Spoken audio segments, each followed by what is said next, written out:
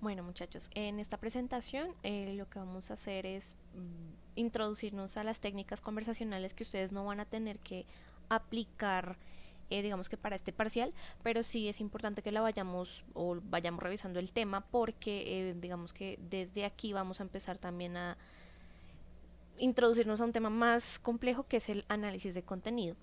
Este, digamos que tema de las técnicas conversacionales también les va a servir para apoyar, digamos que de una manera más fuerte lo que van a hacer también durante sus observaciones y mucho más aquellos que van a hacer pues la observación como observador participante. Entonces la técnica conversacional, las técnicas conversacionales son básicamente un conjunto de caminos o tácticas metodológicas que reconocen y usan pues las dinámicas comunicativas y de intercambio. Esto quiere decir que cuando estamos hablando de técnicas conversacionales estamos haciendo referencia específicamente a lo que en etnografía conocemos como entrevistas a profundidad y también lo que conocemos como relatos de vida e historias de vida. ¿Listo? Entonces la idea de las entrevistas es que son, digamos que ese punto opuesto o no tanto opuesto, pero sí es diferente a lo que nosotros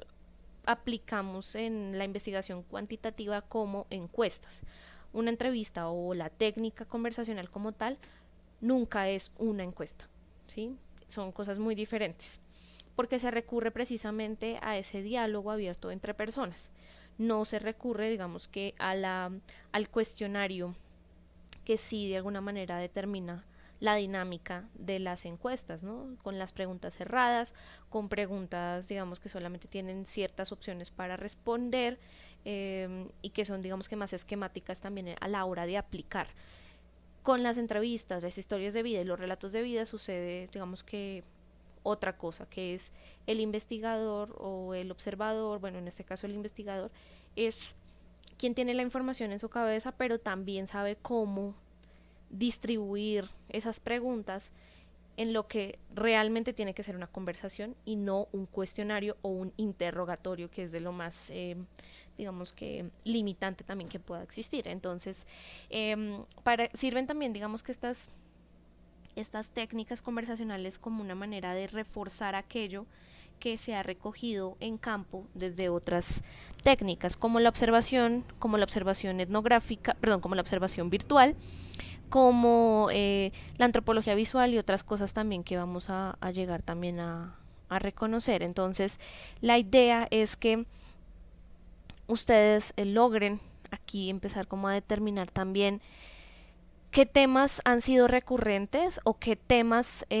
por el contrario, han sido complicados de entender o de definir y que a través, digamos que de estas técnicas se puedan resolver a través de una pregunta clara a alguien que esté inmiscuido, que esté involucrado en en el tema que yo estoy trabajando como objeto de estudio. ¿Listo? Entonces, principalmente estos son las técnicas conversacionales, técnicas que se basan en el diálogo, no son cuestionarios, no son interrogatorios, tampoco es una charla supremamente informal y sirven de alguna manera para recoger información que de pronto pueda ser mucho más complicada de recoger por otras técnicas o que no haya sido visibilizada por esas otras técnicas.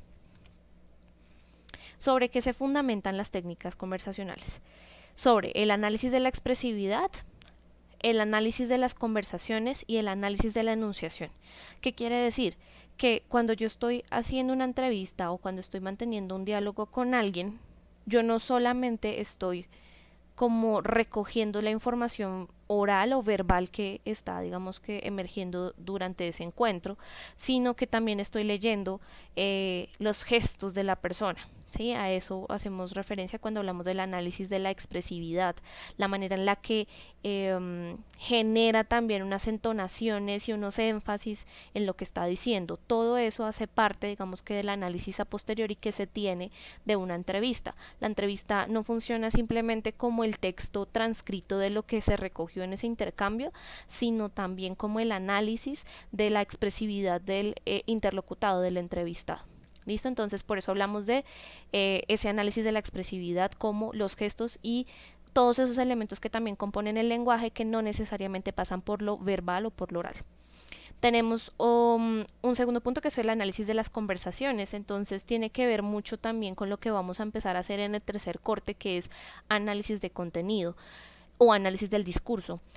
Tiene que ver específicamente con cómo las conversaciones se establecen, qué reiteraciones o qué palabras se reiteran más, qué expresiones se evitan, eh, qué mensajes de alguna manera ocultos o no tanto ocultos, pero sí menos visibles, están, digamos que permeando esa conversación o esas respuestas que están siendo entregadas o que están siendo expresadas por el entrevistado. ¿Listo?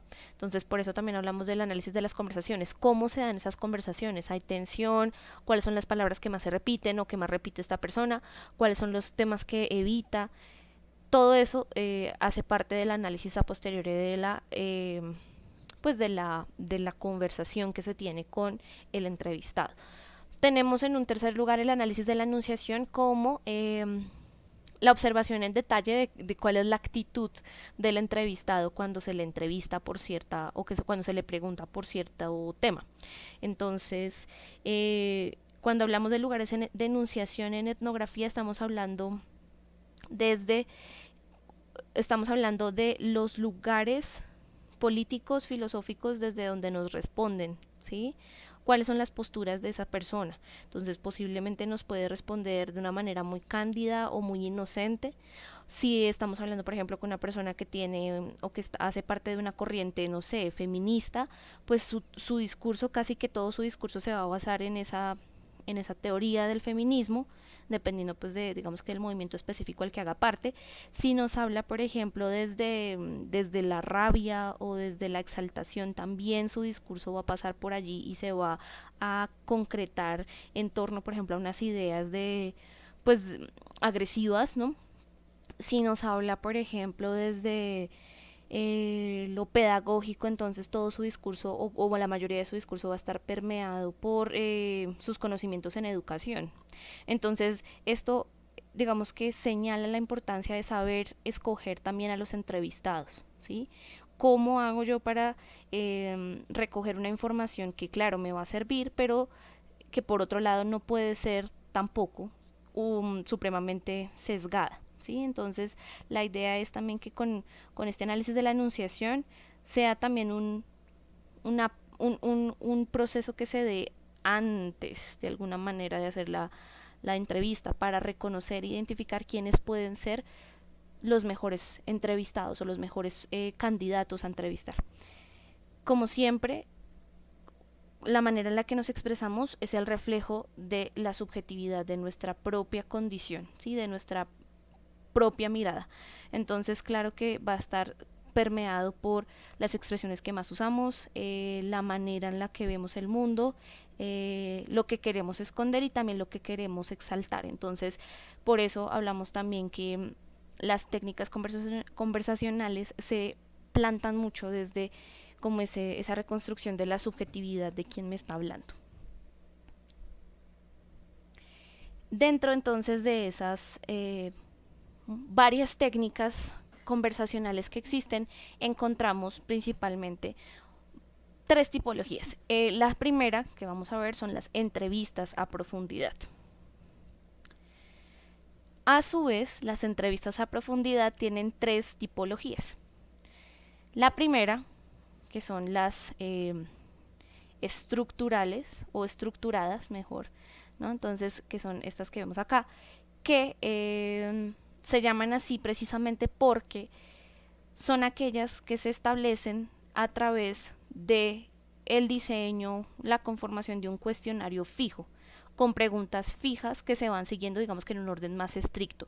No llega a ser una encuesta o, sí, digamos que un cuestionario cuantitativo porque no usa escalas de valor o escalas de respuesta.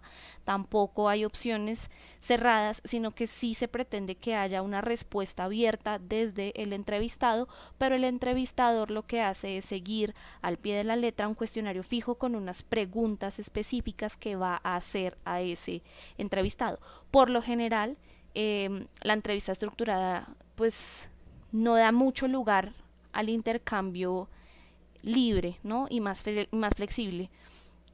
porque tiene, digamos, que las limitantes que le exigen o que están determinadas de cierta manera por el cuestionario fijo que ya fue previamente elaborado.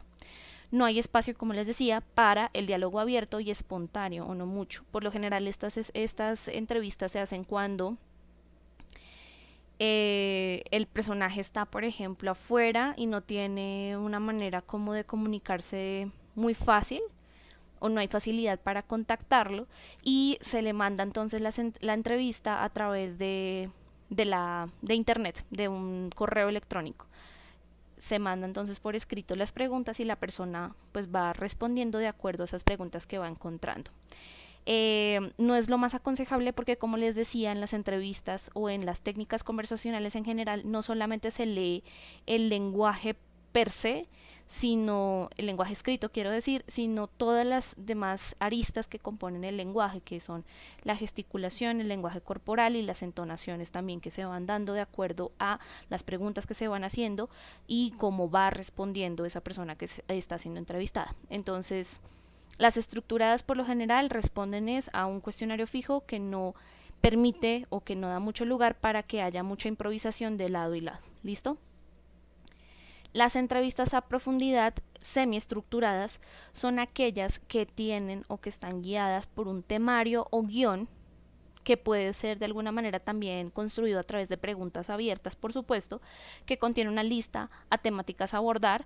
Pueden haber algunas preguntas definidas, como les decía, y existe el diálogo. Entonces, las entrevistas a profundidad son las que más se usan generalmente en los procesos etnográficos porque permiten el encuentro y permiten que se empiece a desarrollar y a consolidar una relación de confianza entre el entrevistado y el entrevistador de manera tal que pues el entrevistador no sea como una ametralladora que va disparando preguntas y el pobre entrevistado sea pues una máquina que contesta y contesta, digamos que de manera muy como muy limitada, sino que se da espacio a través de un temario que es más flexible, ¿no?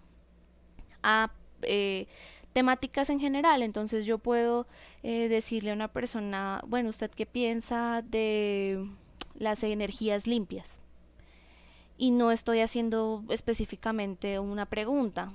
Digamos que con respecto también a lo que me responda esa persona, yo puedo volver a preguntar o volver a traer el tema en algún otro momento durante la entrevista y por eso las semiestructuradas son, digamos que las entrevistas que se hacen con mayor frecuencia porque permiten un diálogo más abierto, un diálogo más flexible.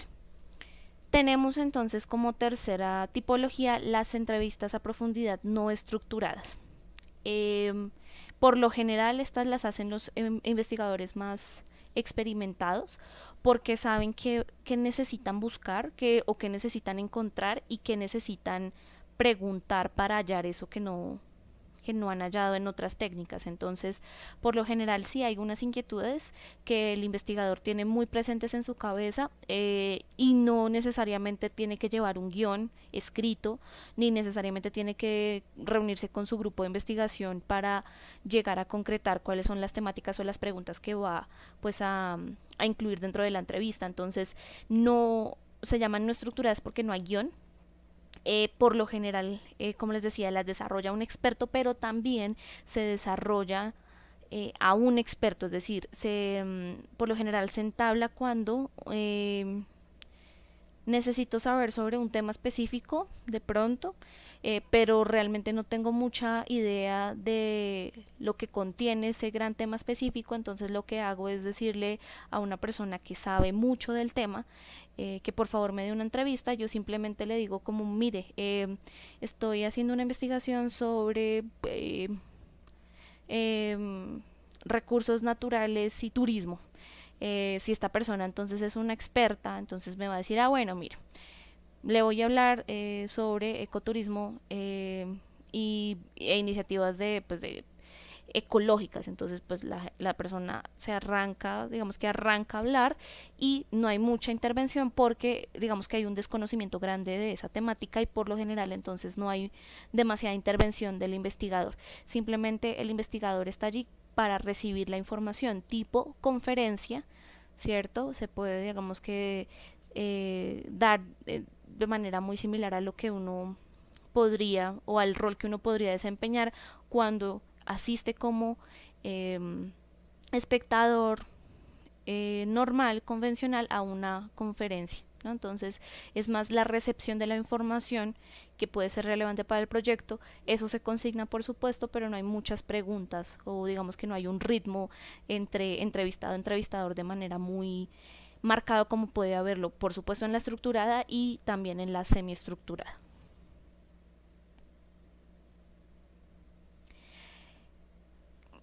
Como les decía, la información en etnografía y sobre todo cuando estamos hablando de construcción de insight, pues no puede quedarse volando, ¿no? O simplemente contenida en un audio o en una grabación de video. También se requiere por parte, digamos que del entrevistador, una sistematización de las entrevistas o de los intercambios o las conversaciones que haya tenido, ¿no? Entonces hay tres momentos para generar ese proceso de sistematizar, de escribir, de contener esa información en algún lado para después hacerla valer para el análisis, ¿no? Entonces tenemos un primer momento que es la preparación. No puede haber, digamos que en su caso, una entrevista no estructurada porque ustedes sí necesitan como grupo reunirse, revisar qué es lo que han hecho, qué temáticas no han podido abordar de manera óptima por cualquier motivo o qué temáticas están viendo que están emergiendo y necesitan atenderse. ¿Listo? Entonces, de pronto era un aspecto que no estábamos contemplando al principio, pero se ha comenzado a ser mucho más notorio y mucho más importante con relación, digamos que a lo que hemos desarrollado en las demás técnicas de observación y demás, y entonces necesitamos preguntar sobre eso. Bueno, entonces lo vamos a incluir. Entonces la idea es que en este momento de preparación haya una revisión de las temáticas que necesitan preguntarse o reforzarse, que se empiece a pensar en una terna de candidatos de alguna manera para entrevistar, pensando y justificando su idoneidad, ¿sí? No entonces como, ay bueno, mi hermano nos puede servir, pero el hermano entonces no tiene ni idea del tema, no está involucrado en ningún aspecto de la tendencia que están trabajando y no nos va a servir como una persona que nos va a entregar información valiosa. Entonces esto es muy importante también pensarlo desde dos ópticas principalmente, y es que el entrevistado tenga tiempo para atenderme y que sepa o que esté involucrado en la temática que yo estoy investigando de alguna manera, o si no, no va a servir. Contactar a las personas, entonces generar, por ejemplo, esos procesos de contacto de puente, y esto es muy importante porque también de alguna manera es acercarse a ese entrevistado y empezar a hacerlo de manera correcta, ¿no? Entonces, mucho cuidado con lo que se dice, mucho cuidado con lo que se propone para que esta persona pues nos pueda colaborar en ese proceso de recolección de la información a través de la entrevista.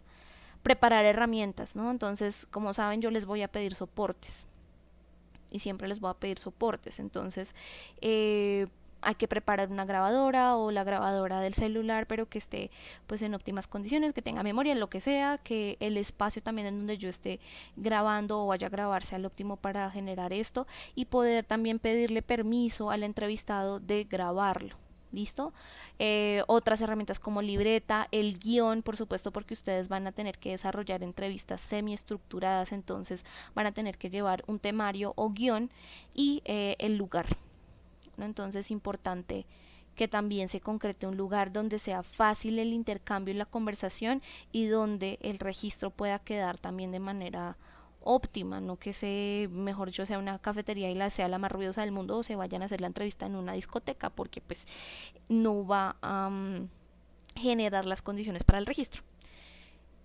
El momento in situ, que es pues el momento preciso de la entrevista, es importante llegar a establecer y optimizar el tiempo, ¿no? Entonces tenemos, no sé, media hora con esta persona, Vamos a tratar de generar entonces las posibilidades de ritmo en la conversación para que se puedan preguntar todas las cosas que están pendientes y para que haya también un diálogo o un espacio para intercambiar otro tipo de percepciones. ¿Listo? Entonces el tiempo es muy importante, saber optimizar el tiempo con relación a las preguntas. Entonces tampoco llevar las 177 preguntas que el señor o la señora o el entrevistado que nos vaya a colaborar en esta experiencia, pues que tenga tiempo también de contestar. Identificar las actitudes, reiteraciones y desarrollar estrategias para la respuesta y la no evasión. Esto es importante. Si hay una temática que es de suma importancia para nosotros, pues la idea es que podamos llegar a determinar con claridad una respuesta, ¿sí? Esa es la idea. Por lo general ustedes pues van a tener temáticas que no son como tan complicadas de abordar. En otros procesos, cuando se habla, por ejemplo, de, no sé, de temáticas más duras, por ejemplo, como la violencia, como el desplazamiento, pues llegar a hacer una pregunta y que no se responda, pues se entiende porque pueden haber, digamos que muchos hilos sensibles en torno a esas preguntas que uno hace, ¿no? Pero por lo general, digamos que eso es un proceso también de, como les decía, de ganar confianza.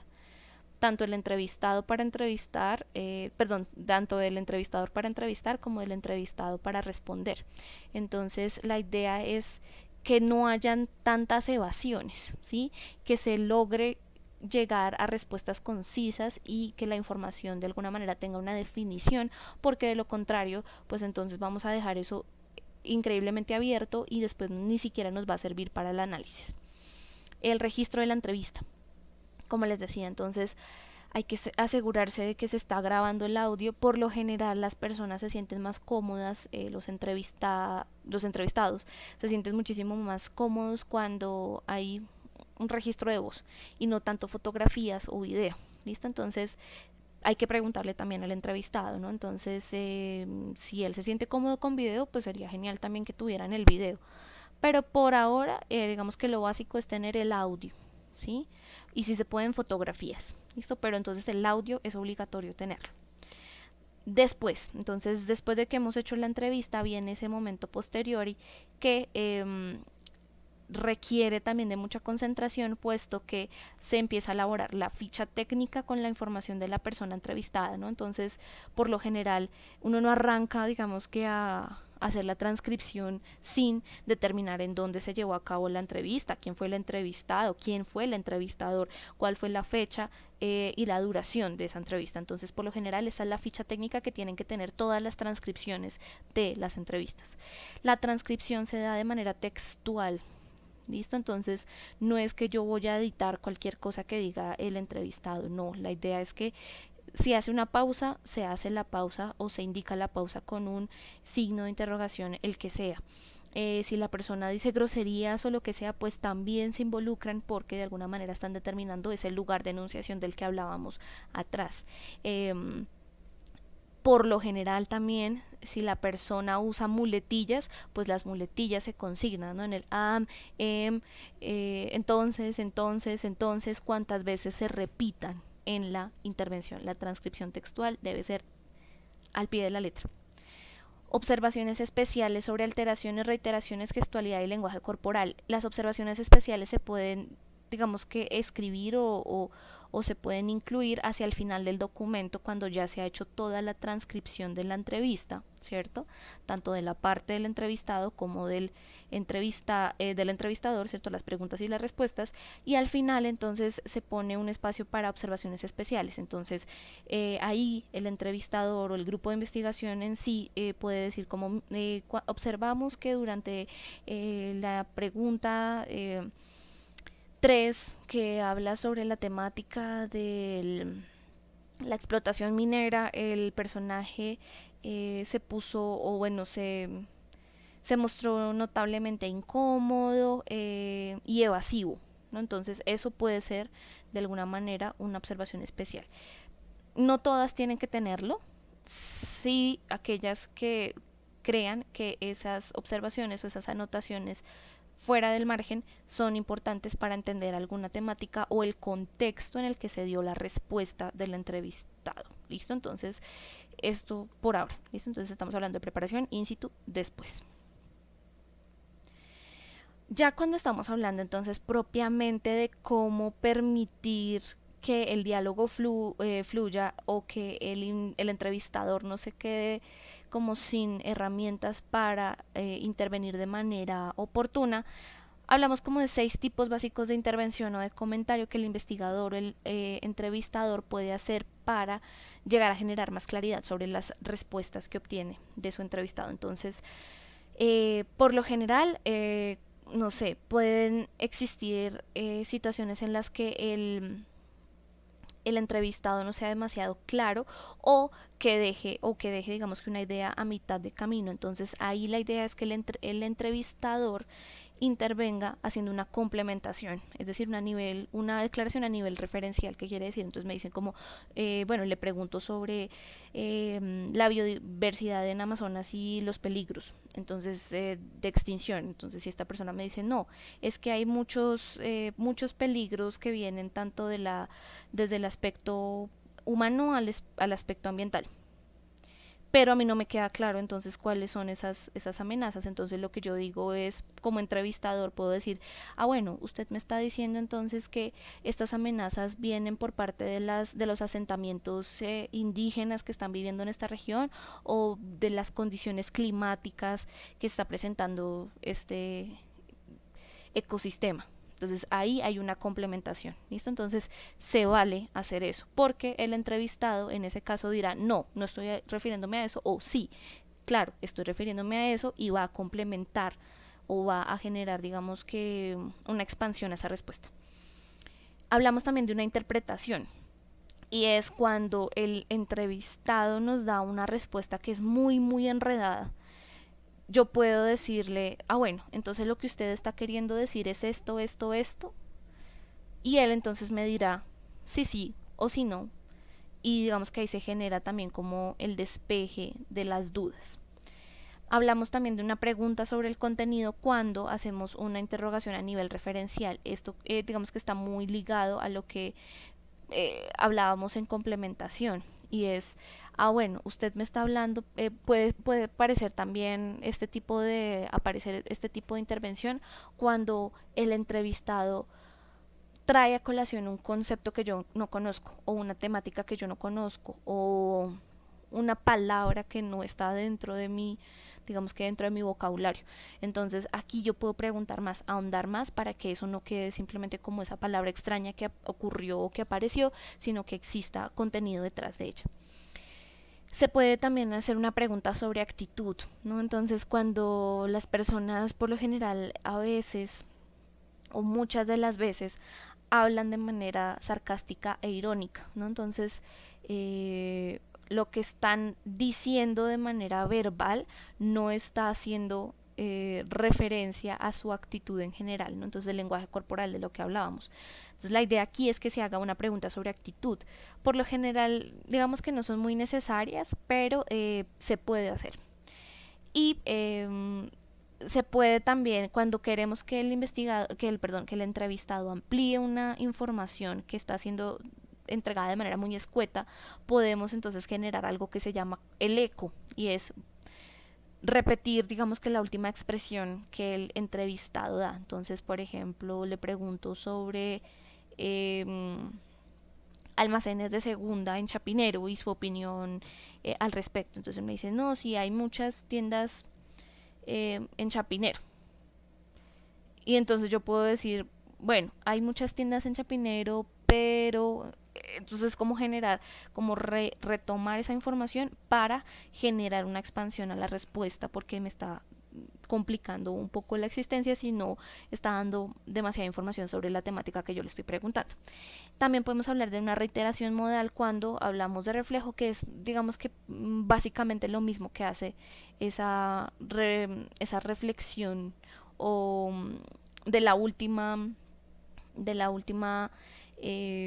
expresión dada por el entrevistado. ¿Listo? Entonces, Esos son como 6 tipos básicos, hay muchísimas más, pero también es para que entiendan que el diálogo tiene que ser una cosa activa, ¿sí? No solamente es hablar y hablar, hablar, o dejar que hable el entrevistado, sino estar muy atento a lo que dice e intervenir, e interpelarlo para generar, digamos que más profundidad al contenido de la entrevista. Estos son como tips básicos sobre cómo conducir una entrevista. Entonces, como les decía, hay que restringir el número de preguntas a lo necesario, no hacer 800 preguntas para media hora de entrevista. No efectuar las preguntas demasiado encubiertas o frontales. Entonces, aquí es importante generar como esos balances entre sutileza, pero transparencia también, ¿sí? Entonces, ser, yo creo que la clave también es ser un entrevistador gentil, ¿sí? Pero un entrevistador que sea claro en lo que está preguntando. 3. Utilizar un lenguaje claro y accesible. 4. Realizar preguntas concretas y acotadas temporalmente a ser posibles breves, ¿no? Entonces, tampoco es que sea una pregunta que tenga 14 renglones, porque a los 2 renglones o a las 15 palabras, pues el entrevistado ya se me va a perder y ya no va a entender muy bien de qué le estoy hablando. Entonces, por lo general, que sean preguntas sencillas, ¿sí? Acotadas, digamos que tengan pues sí un contexto, sí necesitan ser contextualizadas, pero que tampoco se extienda pues la pregunta a media hora. Respetar la libertad de respuesta del sujeto, esto es muy importante, como no afanar la respuesta, pero sí, pues ya cuando se esté extendiendo mucho el entrevistado, pues cambiar de manera muy elegante al siguiente tema o a la siguiente pregunta, sin que se sienta que está, digamos que siendo, eh, no sé, como apurado y afanado. Eso no le ayuda en nada a la entrevista. Entonces, por ejemplo, que el entrevistador esté mirando todo el tiempo el reloj así como de manera afanada, o no esté haciendo contacto visual con el entrevistado, o se ponga a dibujar, o yo qué sé, otras cosas que estén manifestando que el entrevistador no esté ahí, ¿no? Que está como haciendo las cosas, pues, porque es un ejercicio de clase, pero eh, no tanto, digamos que de esa manera, ¿no? Sino que ustedes tienen que ser muy profesionales en la manera en la que están generando esa conversación con el entrevistado. En cuanto a métodos biográficos, bueno, yo creo que esto será un tema que vamos a desarrollar más adelante. Por ahora me interesa que ustedes estén como muy presentes en la observación, en lo que tienen que hacer para esta semana, y que usen esto, ¿no? Que usen, no sé, las entrevistas, en este caso informales, para llegar a generar como los intercambios, aquellos que son observadores participantes, y que encuentren también a través del diálogo información que les sirva. ¿Listo? Entonces, métodos biográficos los vamos a ver más adelante, para llegar a terminar también, digamos que toda esta parte que es crucial también dentro del análisis de contenido, que es la recolección y la sistematización de toda la información que hemos recogido en campo. Entonces, rápidamente vamos a hablar del parcial del 23 de abril, que es la próxima semana, cuando pues nos vemos otra vez. Bien, muchachos, entonces, ¿qué van a tener que hacer para la presentación del parcial del 23 de abril? Va a ser, la metodología va a ser igual a la del pasado parcial. Entonces los grupos de investigación van a tener un tiempo, un turno de 20 minutos para presentar específicamente esto que he designado como el informe de observación virtual y convencional. Entonces, ¿qué va a tener que, digamos que va a estar, o que voy a pedir que esté de manera obligatoria en el contenido de ese informe de observación virtual? Una explicación de cómo se desarrolló la etnografía virtual, qué se encontró, cómo se responde a las preguntas insight, que son las del qué, quiénes, dónde, y no me acuerdo ahorita, creo que cuáles. Esas preguntas respondidas de manera muy concreta, pero usando también las imágenes, usando las descripciones que también les pedí de manera muy específica para redondear esa observación. ¿Listo? Entonces, lo primero que vamos a trabajar, o que ustedes van a trabajar, que van a exponer, es el informe de la etnografía virtual, dónde estuvieron, qué plataformas investigaron, qué encontraron sobre los sujetos, las imágenes que les parecieron extrañas o que les parecieron no extrañas, pero sí particularmente interesantes para su investigación y demás, ¿listo? Y por supuesto las preguntas al insight. Entonces la idea es que si esto está como medio regular, pues trabajen sobre ello y logren generar una explicación y una justificación de esta actividad lo mejor posible. Después entonces me van a presentar la intermemoria de la observación convencional. ¿Qué quiero aquí? Entonces ustedes saben, este formato de intermemoria es un formato libre. ¿Listo? Entonces la idea es que ustedes en este formato, que puede ser un cuadro, una matriz, no sé, un mapa mental, me den o me entreguen la explicación de cómo se desarrolló la observación convencional, entendiendo por ese cómo se desarrolló desde el lugar, la fecha, los roles y todo lo que digamos que esté a bien explicar de cómo se desarrolló esa actividad o esa salida de campo. Los roles elegidos, como les decía, y la justificación de la elección de ese evento, por qué eligieron observar ese evento y esa comunidad en ese espacio específico. ¿Listo? La idea también es que ustedes aquí cierren esta presentación grupal retomando la hipótesis del modelo, la hipótesis general que diseñaron para el modelo del corte anterior y le den continuidad a esto. Entonces, digamos que retomar la hipótesis del modelo va a servir es para que ustedes me digan si con lo que hemos encontrado en campo podemos reforzar esa hipótesis o por el contrario no, la hipótesis fue digamos que reevaluada por la información que encontramos, que no se ajusta a lo que nosotros creíamos. ¿Listo? Entonces la idea es que retomen esa hipótesis para generar entonces ese contraste, ¿listo? Entre lo que han desarrollado de la observación y lo que han encontrado, los hallazgos de esa observación con relación a la hipótesis que tenían en un primer proceso que era muchísimo más deductivo, ¿no? Que inductivo.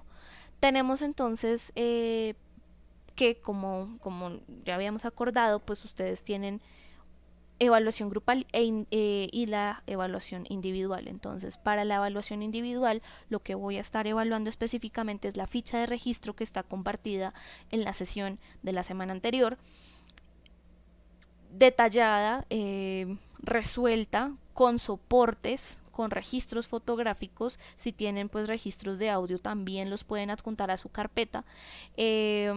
Como les decía, pues el formato que está en la carpeta de la sesión pasada pues es un modelo. Ustedes pueden también incluir cosas a manera de memoria o diario de campo o bitácora.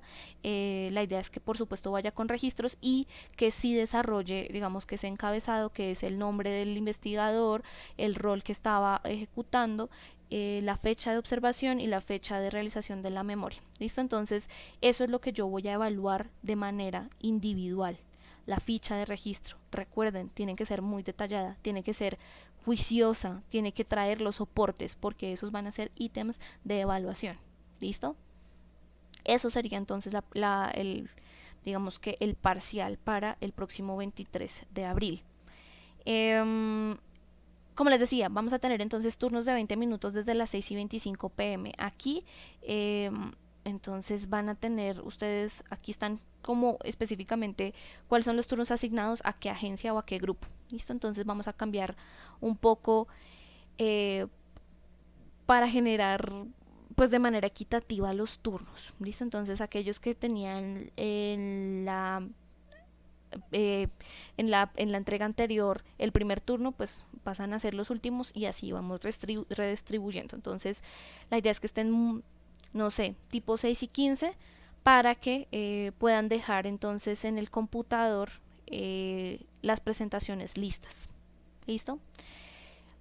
Como les decía, no les voy a pedir nada en físico, como siempre, entonces la idea es que traigan la carpeta digital del grupo con la presentación del informe en PDF, que puede ser precisamente una presentación en PPT con todo, pero convertida a PDF, que no haya problema para visualizarla, y adentro carpetas individuales marcadas con sus nombres que tienen que tener la ficha de registro y el soporte o los soportes correspondientes. ¿Listo? Entonces, fotografías, audios, videos, lo que se pueda, ¿cierto? Y lo que quepa también en la carpeta y no se vuelva así como un desastre y después entonces no se pueda cargar. Entonces la idea es que revisen también el peso de los archivos para que no haya ningún problema en visualizarlos. ¿Listo? Entonces, pues eso es todo, muchachos.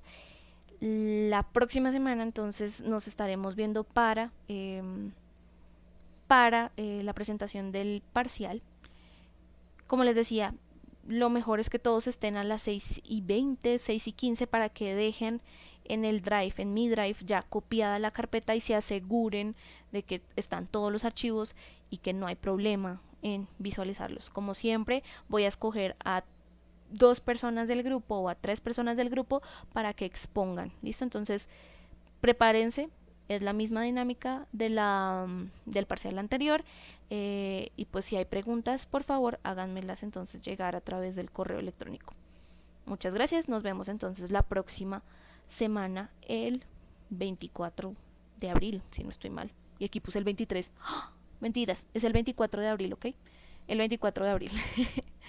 Chao, muchachos.